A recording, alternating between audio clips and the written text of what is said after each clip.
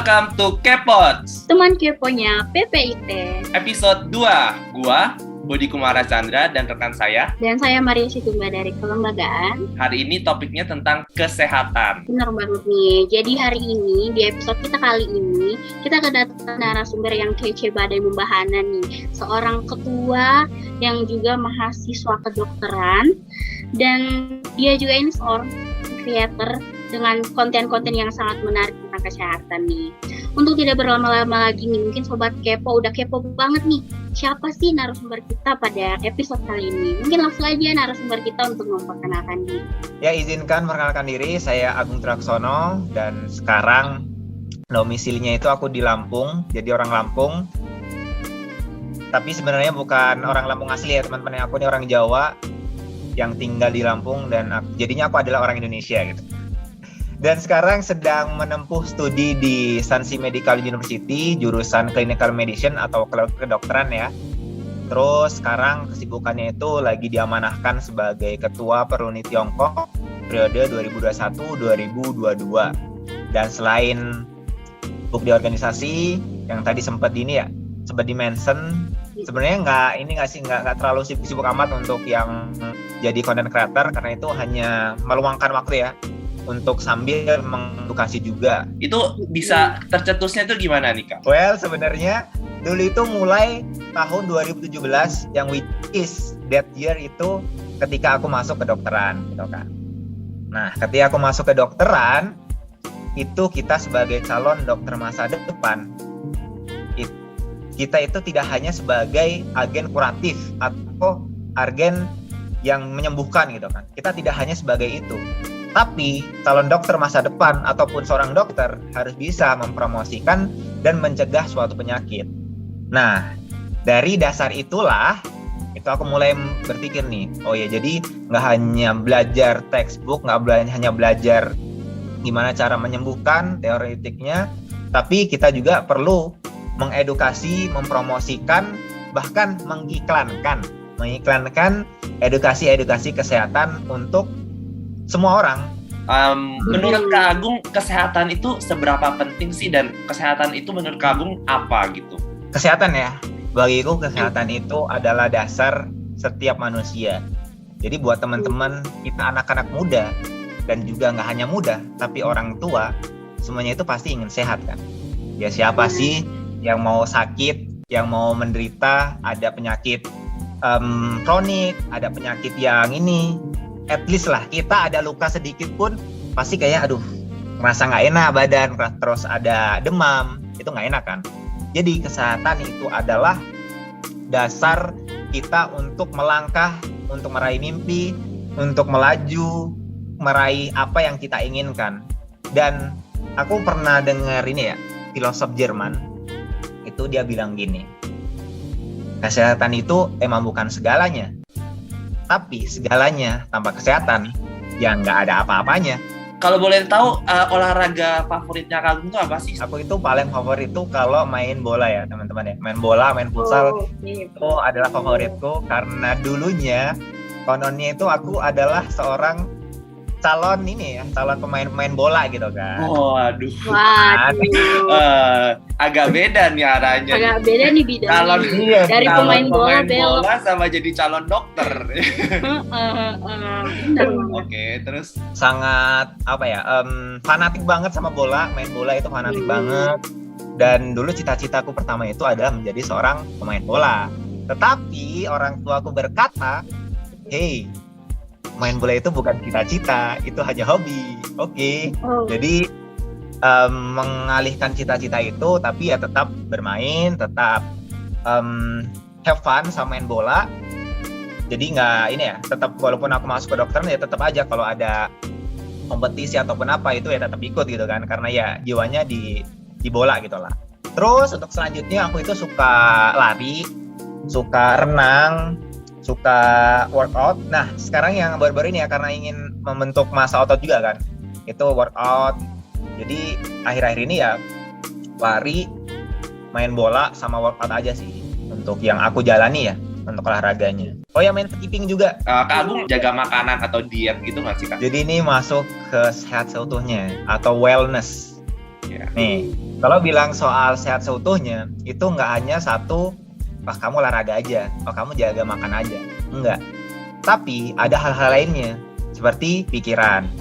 Jadi pikiran kita itu perlu dijaga. Jadi sehat fisik, sehat mental, emosi itu perlu juga, dan kita tahu bagaimana kita secara bersosialisasi ke teman-teman kayak seperti ini, ataupun kita itu gimana di lingkungan sekitar kita ya. Apakah kita bisa bersosialisasi, bisa berdampak. Terus juga ini penting juga sih untuk kayak zaman-zaman sekarang, apalagi ya untuk yang habis lulus ataupun apa, itu kan penting juga memikirkan ini ya, memikirkan ekonomi juga itu ada salah satu faktor untuk kita sehat seutuhnya. Jadi holistik gitu. Banyak untuk yang sehat seutuhnya itu banyak hal-hal yang harus diperhatikan. Contohnya juga asmara.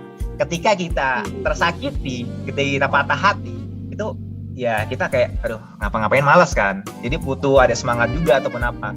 Dan itulah yang disebut dengan sehat seutuhnya. Terus aku sambung soal jaga makan. Gimana sih aku kalau jaga makannya? Itu yang pasti aku jaga. Tapi ada juga waktu-waktu ya makan aja gitu, makan apa yang dimau. Tapi catatan terpentingnya adalah jangan berlebihan. Kalau kita berlebihan nih, seumpama kayak setiap hari makannya, apalagi yang anak ini ya, anak-anak kosan, anak-anak yang tinggal jauh dari rumah, itu mungkin makanannya pengennya instan-instan, yang junk food. Contohnya ya Indomie setiap hari, setiap saat Indomie. Ya, itu bisa tidak baik juga kan. Makan 1 kali 2 kali is okay. Indomie 1-2 kali nggak kok nyebabin langsung kanker gitu kan, nggak juga. Gitu. Jadi untuk ya jaga. Tapi ya perlu ini juga, jangan terlalu memaksakan gitu kan.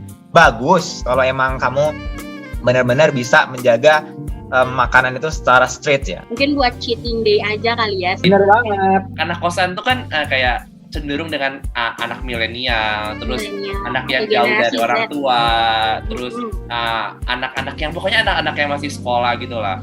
Nah, terus menurut Kak Agung tuh gimana sih kayak perbedaan anak yang milenial, terus yang Gen Z, terus mungkin yang kolonial, gimana sih menurut Kak Agung? Mungkin Kakak mau bahas sampai generasi Alpha dan Baby Boomer juga boleh, Kak. Untuk ini mungkin karena ini ya, karena literasi sih, aku balik lagi karena literasi ya. Literasi teman-teman yang mungkin aku nggak bilangin bahwasanya literasi generasi Z itu rendah ya, enggak. Tapi lebih mungkin belum sampai aja literasi kesehatan ke mereka gitu kan. Ya mungkin untuk promosi kesehatan, balik lagi promosi kesehatan ke SMP, ke SMA itu penting juga. Dan yang lebih pentingnya juga itu bagaimana merubah prosedur sih lebihnya. Kayak contohnya dagangan-dagangan di sekitar sekolah, di dalam sekolah itu perlu di ini juga. Kalau bisa jualannya yang begini dong, yang bisa apa ya? Istilahnya jangan yang terlalu banyak makanan yang tidak sesuai untuk pertumbuhan anak gitu kan. Karena kan anak-anak yang generasi Z kayak masih proses-proses pertumbuhan kan, dan itu penting banget. Asupan gizinya itu penting banget. Tadi kan Kak Agung tuh menyampaikan tentang sehat seutuhnya, terus tentang bagaimana si Gen Z dan ya Gen Z ini itu kayak ibaratnya masih kurang teredukasi dan literasinya tentang kesehatan. Tapi kayak lu ngerasain nggak sih Kak, maksudnya kayak belakangan ini justru mereka lah yang kayak banyakan komplain gitu tentang work-life balance, terus tentang mental illness atau mental health, terus butuh healing. Itu menurut Kak Agung gimana sih? Kayak ini kan tadi tentang kesehatan seutuhnya juga tentang mental juga ya. Jadi ini menarik sih ya. Ada yang bilang bahwasanya generasi sekarang itu lemah. Ada yang bilang gitu ya, ada yang bilang gitu lemah. Dikit-dikit healing. Kalau kata Om Deddy, healing tai kucing. Gitu kan ya, Om Deddy bilang kayak gitu. Jadi gini, untuk tingkatan level mental seseorang itu beda-beda. Nah, bisa kita samakan. Levelnya Kumara, level gua, level Yesi itu pasti beda-beda. Ngeluh, iya nggak apa-apa, nggak masalah. Itu yang dia rasakan, ya kan? Itu yang dia rasakan. Untuk mengeluh, aku capek gini loh, gini. kayaknya aku nggak ini ya, butuh rest bentar. It's okay, karena yang tahu diri lo sendiri itu ya bukan gua gitu loh, bukan orang lain, tapi ya diri gua sendiri yang tahu gimana gua ngerasa oh ya kayak tubuh gua lagi ini kayaknya gua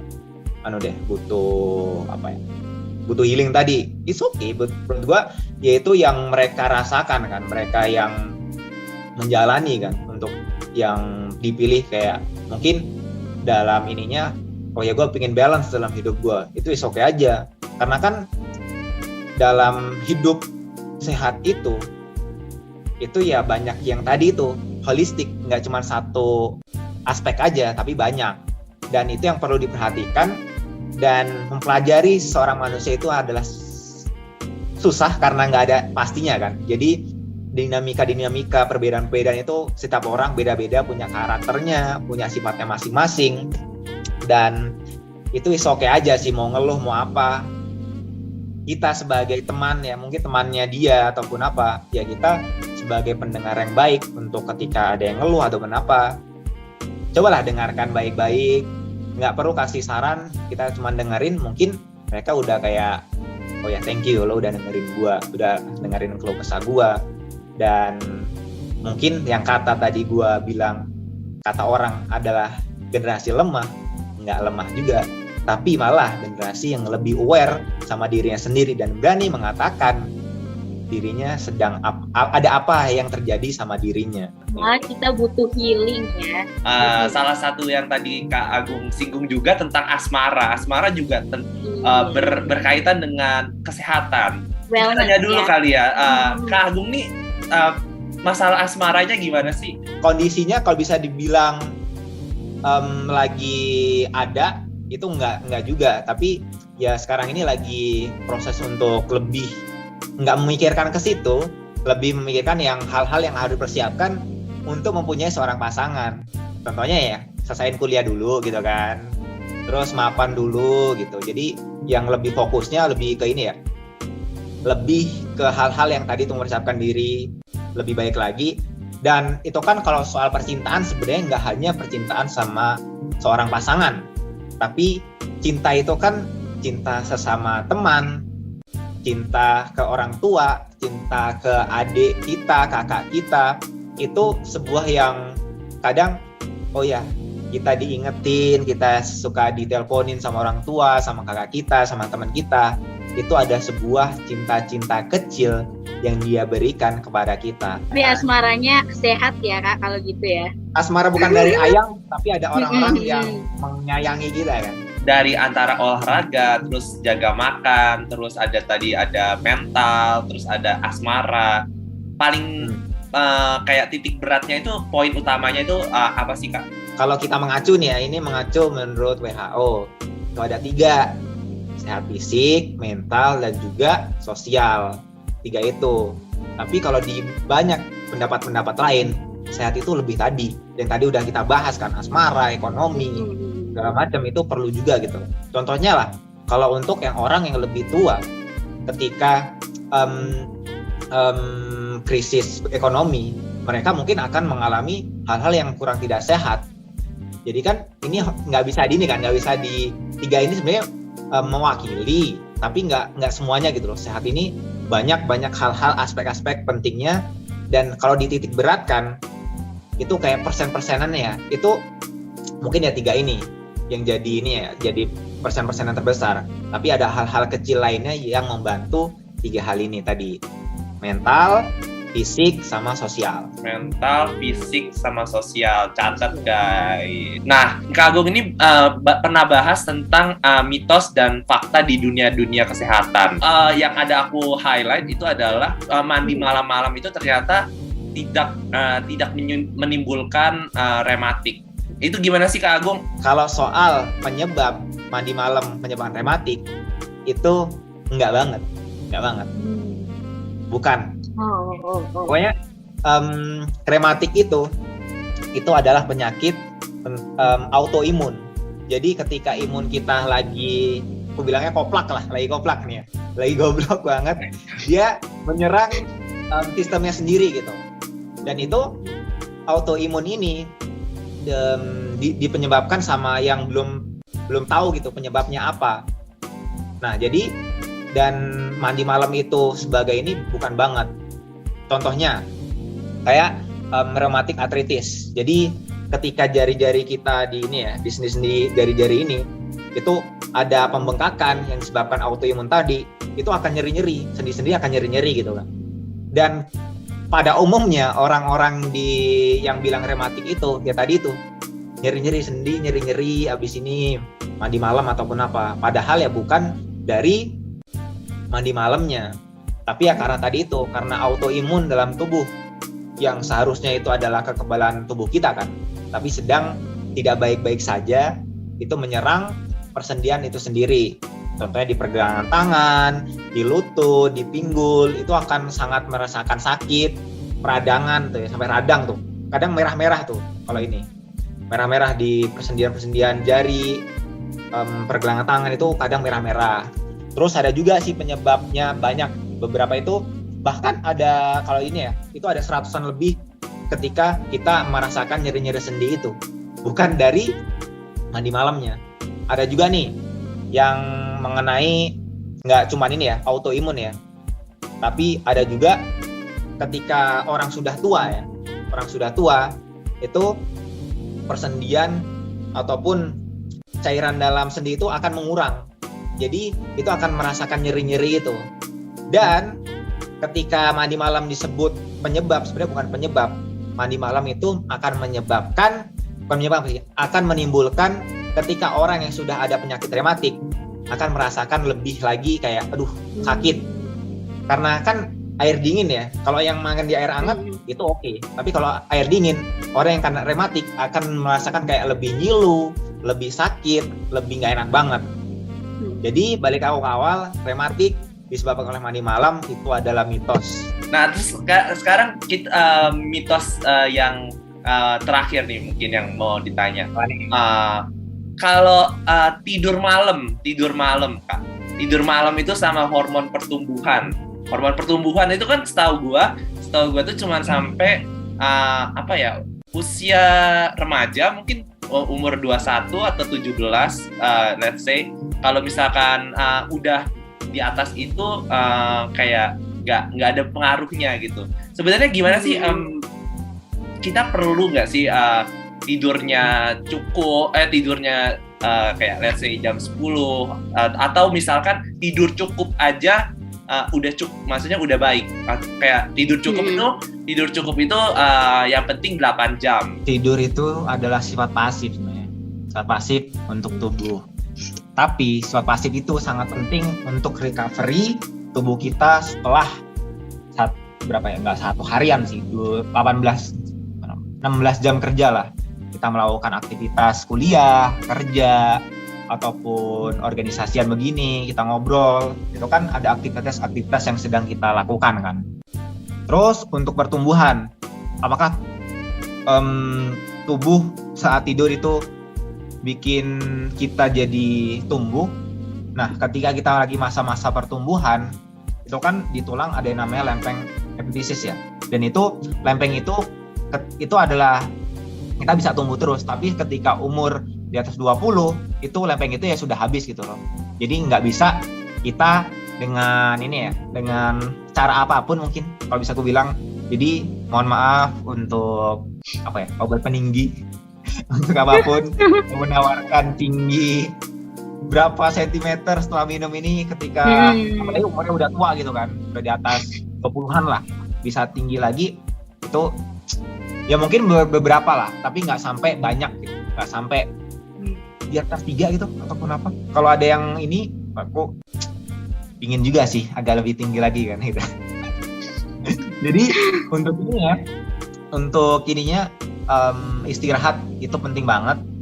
Kalau teman-teman baca buku Why We Sleep dari Matthew Walker, itu bakal dibahas banget kenapa kita membutuhkan tidur, kenapa kita bermimpi juga, itu dibahas banget di situ. Dan kan kalau aku juga pernah bikin video yang soal tahapan-tahapan tidur ya, tahapan-tahapan tidur.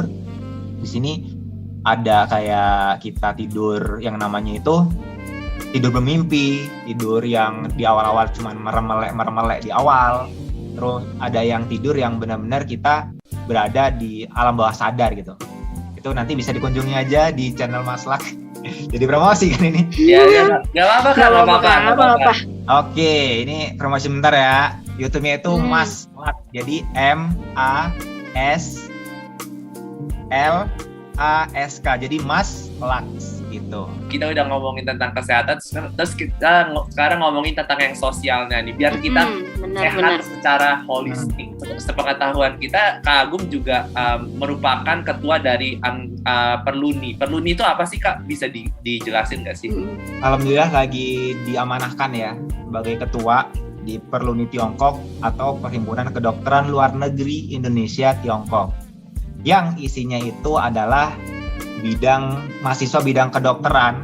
Jadi bidang kedokteran ini terdiri dari ada yang farmasi, perawat, kebidanan, yang intinya mencakup tentang kesehatan semuanya, itu bisa masuk Perluni. Itu bisa dicoba secara singkat nggak sih, Kak? Maksudnya apa yang dilakuin Perluni sekarang gitu? Organisasi Perluni ini itu organisasi yang concern pada bidang kesehatannya, dan juga sebagai dokter masa depan itu belajar nih gimana sih sebagai seorang pemimpin masa depan, berkomunikasi, managering, problem solving, itu belajar di Perluni, itu tempatnya gitu kan. Yang aku bilang juga tadi, Perluni itu adalah tempat kolam renang untuk kita belajar berenang sebelum kita ya tadi itu ke masyarakat, karena kita hakikatnya adalah bagian dari masyarakat. Terus Perluni itu bener banget tadi ininya tentang kesehatan. Cuman Perluni ini adalah organisasi yang untuk mengembangkan diri kita juga. Di Perluni ada yang namanya Permeducation. Permeducation itu adalah bimbel dari kita untuk kita. Jadi untuk adik-adik yang baru semester awal sampai tahun ketiga itu bisa banget ikut Permeducation. Jadi Permeducation itu dari pelajaran anatomi, fisiologi, terus farmako, habis itu imunologi itu ada. Jadi kita ada kelasnya gitu. Nah, di sisi lain kita menambah ilmu akademik kita juga aktivis gitu. Aktivisnya dalam bersosial. Kita membantu orang-orang yang membutuhkan, melakukan donasi. Terakhir kemarin ada kegiatan donasi ke Yayasan Kanker Anak Indonesia di Jogja. Jadi Perluni itu ya nggak hanya tentang kesehatan, tapi juga ada hal-hal yang tentang kita menumbuhkan akademik kita menumbuhkan sosial kita, dan ada juga jargon kabinet ini ya. Bukan kabinet sih. Oh ya, dulu kabinet. Pernah ini namanya ada kabinet intelektis. Dan semangat intelektis ini yang sampai sekarang kita bawa. Intelektis itu adalah intelektual dan aktivis. Dan itu yang kita bawa sampai sekarang, dan harus kita galakan dengan semangat tanpa menyerah, semangat terus belajar. Itu ya di Perluni ini gitu loh. Jadi sekali lagi, sebentar lagi bulan Mei atau bulan Juli Perluni akan oprek baru lah, kepengurusan baru, pemimpinan baru. Jadi yang mau belajar nggak hanya belajar di kelas saja, belajar di luar. Contohnya tempatnya adalah organisasi yang anak-anak bidang kedokteran, mari ke Perluni. Ada websitenya nggak sih, Kak? Tinggal di search atau Instagramnya gitu. Ya, websitenya adalah perlunitiongkok.com. Untuk Instagramnya ya, Sobat Kepots, itu ada @perlunitiongkok gitu. Oh ya, aku mau ngasih kabar lagi nih, kabar gembira sih. Apa tuh? Yang semester 1 sampai 8, Perluni bakal ngadain Olimpiade Kedokteran. Wow. Jadi yang bakal akan digelar di bulan depan. Olimpiade Kedokteran tuh kayak gimana sih, Kak? Persis seperti cerdas cermat, bukan, kita nggak ada ini ya, nggak ada yang klinikalnya ya, kayak klinikal OSCE itu nggak ada. Jadi ini lebih ke basic materi yang pre-clinical untuk para pelajar semester 1 sampai semester 8. Dan itu bakal ada 2 sesi. Sama sesi, dan itu grup juga ya teman-teman ya. Jadi satu grup itu 2 sampai 3 orang. Jadi bisa nih sama-sama belajar, nyari grupnya untuk join OMAKE. Olimpiade mahasiswa kedokterannya perlu di Tiongkok. Oke, kita masuk ke kesimpulan kali ya. Boleh dong kasih kesimpulan, terus mungkin kasih saran-saran buat tips-tips kesehatan buat sobat kepo. Kita harus cerdik nih, teman-teman sobat kepo. Cerdik itu apa? Yang pertama, C. Sebelum memulai, ambil catatannya. Siap-siap catat. C. Itu adalah cek kesehatan. Jika teman-teman, oke, gua sehat, tapi gak ada salahnya kalian mengecek kesehatan. Tensinya berapa, habis itu gula darahnya berapa, dan cek-cek kesehatan lain itu juga penting untuk rutinitas. 6 bulan sekali itu sangat baik. Itu pertama, C adalah cek kesehatan. Terus E-nya apa? E-nya adalah nyah dari asap rokok. Jadi buat yang udah ngerokok, bisa dilihat kembali bungkusnya ya teman-teman, bisa dilihat kembali. Itu kan tidak ada larangan. Iya benar. Udah ada larangannya. Dan yang belum merokok jangan sampai coba-coba, karena merokok itu bisa menyebabkan kecanduan. So nyalah dari merokok. Yang ketiga, R, rutin aktivitas fisik. Jadi untuk yang mungkin sekarang kita adalah online terus, semuanya serba digital ya. Terus apalagi yang mau ini nih, metaverse ini, kita kayak ya di situ-situ aja kan. Jadi ya harus menyempatkan waktu untuk berolahraga sesempat-sempatnya, semampu-mampunya, dan kalau bisa juga itu 1 minggu 150 menit. Jadi seminggu capailah olahraga atau aktivitas fisik sampai 150 menit. Mau dibagi berapa lah? Dibagi 5, ya 30 menit lah per harinya. Kalau dibagi 6, ya hitung sendirilah berapa 150 bagi 6 berapa. Terus selanjutnya adalah D. Ini adalah diet seimbang. Diet seimbang ini contohnya adalah isi piringku. Isi piringku itu harus terdiri dari pertama dari protein. Sumber proteinnya harus ada nih dari ayam. Kalau nggak ada ayam ya telur, tahu, kacang-kacangan, daging, ikan, itu kalau bisa ada. Terus juga selanjutnya itu sumber mineral dan vitamin, itu ada di sayur-sayuran yang kaya banget akan vitaminnya, mineralnya. Terus ada buah-buahan, sempetin makan juga buah-buahan, itu juga ada sumber vitamin dan mineral. Dan yang terpenting, ini penting banget, adalah sumber energi kita, karbohidrat. Jadi ada juga yang mungkin, gue lagi mau diet, gue lagi mau ini, gue skip karbohidrat. Jangan bestie, nanti kamu lemes. Jadi itu D-nya ya. I-nya adalah istirahat yang cukup. Kita istirahat itu penting banget, karena ya mau kita sekolah, mau kita kerja ataupun apa, itu butuh istirahat. Jangan sampai kayak ada hustle worker ya, ataupun apa yang kayak hustle culture. Ya, hustle culture yang benar-benar kerja terus gitu kan. Harus diperhatikan kesehatannya dengan istirahat yang cukup, karena ya kalau kita kerja mungkin ya, kamu sakit ataupun kamu ada apa-apa, perusahaan akan mencari orang lain.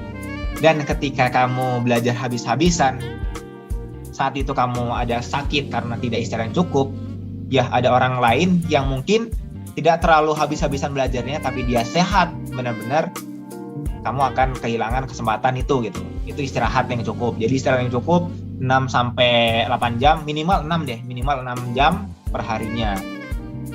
Terus yang terakhir, K-nya adalah kelola stres. Jadi kalau merasa ingin ceritalah ke yang mungkin orang-orang yang kamu percayai, ataupun kalau emang butuh cerita sama orang-orang yang profesional, silakan ke profesional, karena sekarang ke psikiatri, ke psikolog itu nggak dibilang ya kamu gila, kamu apa, enggak, tapi ya emang membutuhkan orang-orang yang profesional di bidangnya gitu kan. Nanti dicatat ya sobat Kepot. Oke, terima kasih banget untuk Kak Agung udah mampir di Kepot episode 2. Dan saya Kumara dari kelembagaan dan rekan saya. Dan saya Mariesi dari kelembagaan. Kita balik lagi di episode berikutnya hanya di Kepots. Teman keponya PPIT. Bye-bye. Bye. See you. Bye.